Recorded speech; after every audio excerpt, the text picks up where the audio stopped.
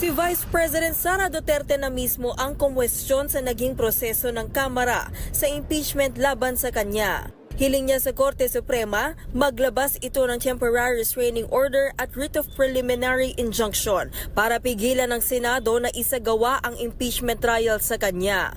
Giit ng bise, isang impeachment lang ang pwedeng ihain sa isang impeachable official sa loob ng 1 taon. Pero ang Kamara, hindi raw agad inaksyonan ang 3 naunang impeachment complaint laban sa kanya.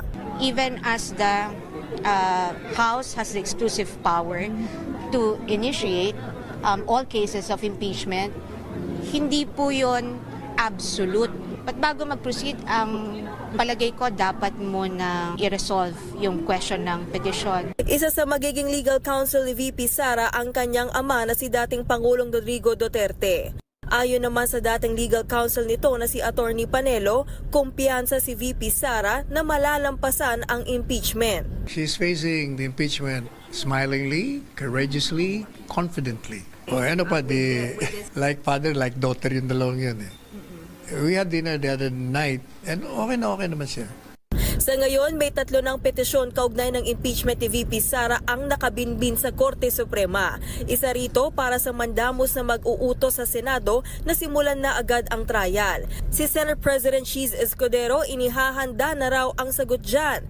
Pero hanggat walang desisyon ang SC at wala silang sesyon, nanindigan siyang hindi magpapapressure. Pero sa ngayon, on the record, 1 case has been filed, 3 letters has been sent to me.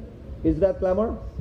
I don't think so. Gusto ko lang maging maingat dahil may provision sa aming rules that the Senate President shall take proper order of the subject of impeachment. Para naman kay House Senior Deputy Speaker Aurelio Dong Gonzales, natatakot na raw ang kampo ni VP Sara kaya gusto nang pigilan ang impeachment process. Mukha raw totoo ang mga aligasyon ng korupsyon lalo't masisilip ang kanyang bank records. Naniniwala naman ang tatayong impeachment prosecutor na si Iloilo 3rd District Representative Lawrence Defensor na hindi makikialam ang Korte Suprema sa impeachment proceedings lalo't ito ay isang political question. Habang si Batangas 2nd District Representative Jinky Luistro nanindigang dumaan sa proseso ng Kamara ang ika-4 na impeachment complaint laban sa bise. Pinag-aralan din daw nilang mabuti ang naunang 3 reklamo.